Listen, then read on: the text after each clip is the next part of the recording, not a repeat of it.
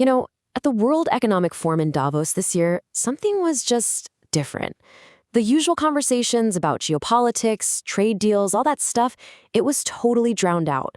A supersonic tsunami of a topic just took over everything. Artificial intelligence. Seriously, it felt less like a political summit and more like a World's Fair for AI. It was a massive signal that the whole global agenda has shifted. All right, so let's get into it. We're going to unpack the huge debates that really defined the AI conversation at Davos. And as you'll see, they point towards two very, very different futures that we could be building right now. First up, let's just talk about how completely AI dominated the entire event. I mean, this really feels like the start of a whole new era for global leaders. This quote from the head of the IMF, wow, it really set the tone for the whole week. Think about that word, tsunami. She didn't say a gentle wave of change. She framed AI as this disruptive, almost overwhelming force of nature that is about to come crashing down on the entire global labor market. And that's exactly how it felt on the ground. You had world leaders, presidents, prime ministers, sitting in what was described as kindergarten mode, just listening. Listening to tech founders who were taking center stage and basically explaining the new reality they're building, one line of code at a time. The power shift was just undeniable. So naturally, this leads us to the biggest question on pretty much everyone's mind. What is this AI tsunami actually going to do to our jobs? And the debate was split right down the middle, painting two completely different pictures of the future. On one side, you have this optimistic solar punk vision from NVIDIA's CEO Jensen Huang. He's talking about a massive boom for skilled trades, electricians, welders, people who build things, all needed for what he's calling the largest infrastructure build-out in human history. But then you have the other side of the coin, a more cautious cyberpunk reality from JP Morgan's Jamie Dimon. He warns about a tsunami hitting white-collar jobs and the real possibility of social unrest if we don't handle this transition with extreme care. It's a classic boom or bust debate.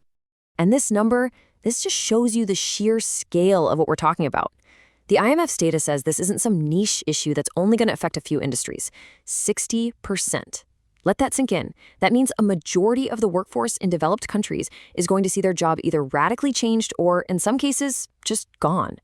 This is a massive societal-level shift, and it's happening way faster than any tech revolution we've seen before. But here's the thing. This tech revolution isn't happening in a bubble.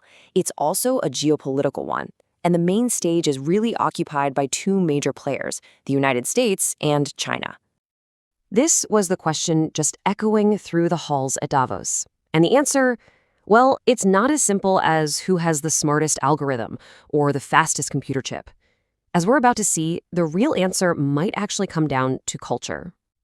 Now this is where things get really fascinating. Look at this optimism gap. In China, an incredible 83% of the public is optimistic about AI. In the US, it's less than half of that, only 39%. I mean, that is a huge cultural divide. It points to different government narratives, sure, but also to storytelling. Think about it. The West gets a steady diet of Hollywood dystopias, like The Terminator, while the East often frames AI as a tool for collective progress. This fundamental difference in how people feel about AI might just be the single most important factor in who wins this race. And when you break it down, you can really see the different strategies at play. Right now, the US has the lead in the core tech, the big frontier models and the advanced chips. But China has these huge advantages in its ability to just rapidly build out power generation, its super aggressive AI plus strategy for rolling out applications everywhere, and of course, that crucial public optimism that fuels action and creates way less regulatory headache. Okay, so this incredible race for AI dominance has exposed a fundamental problem, a real physical limit to all this digital growth. We just don't have enough power. The whole conversation is shifting from software to physics. So here you have the old worldview, right? The CEO of Honeywell is basically saying that the sheer energy density we need for this AI build-out means we have to lean on traditional fossil fuels, like natural gas. From his perspective, renewables just can't possibly scale fast enough to meet the demand. But then, in comes Elon Musk with a completely different, totally solar punk vision. Why bother building power plants on Earth when you can just go straight to the source? His idea is to launch solar-powered AI data centers into space and tap directly into the sun's massive 24/7 power. It's the kind of wild moonshot thinking that some people are already calling the Manhattan Project of our generation. And all of this energy, all this new hardware, it isn't just to make our chatbots a little bit faster. No, it's to fuel the next evolution of AI. We're on the verge of creating something totally new, a new kind of digital life form, autonomous AI agents. Just think about that for a second. We are moving way beyond simple chatbots that just fetch information for us. We're talking about something that actively does things on our behalf, like a digital employee or a personal chief of staff that works around the clock to get complex tasks done. And this isn't just some abstract concept. The government of Singapore actually laid out this exact framework at Davos. This is the real blueprint for how these agents are going to be built. It shows the world that the agent economy is no longer science fiction. It's here. So these new digital workers, they're going to need their own financial system, right? The old school banking system with its 3-day settlement times, crazy high fees, and 9 to 5 business hours, it just can't operate at the speed of AI. As leaders from places like Binance and Circle argued, you can't plug a clunky, high-friction fiat system into a frictionless digital intelligence. Crypto and stablecoins are basically the inevitable native currency for this new machine economy.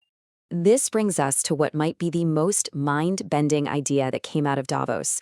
We're moving beyond just building a new economy for AI, we're now starting to grapple with its soul. And the approach being pioneered is revolutionary. Instead of programming rigid top-down rules, we're creating a constitution that the AI helps write itself. So the key idea here from the AI lab Anthropic is this. The goal isn't just to make AI follow our rules like a robot. It's to have it participate in writing its own ethical framework, to have it understand and to actually genuinely agree with human values. This is a monumental step towards what you might call recursive self-improvement for ethics, and it pushes us right into the very complex conversation around AI personhood. Which brings us to the final big picture theme that just kind of hung over the whole conference. This feeling that we are at a really profound turning point in human history. And what's so telling is that despite all this incredible potential, the vibe wasn't celebration. It was caution. You could feel a sense of exhaustion from the very leaders who were building this future. It's like we've strapped ourselves to a rocket, and even the engineers who built it aren't quite sure how to steer it anymore, and they know it.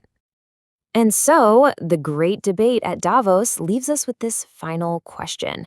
The technology itself is just a tool, right? A powerful amplifier.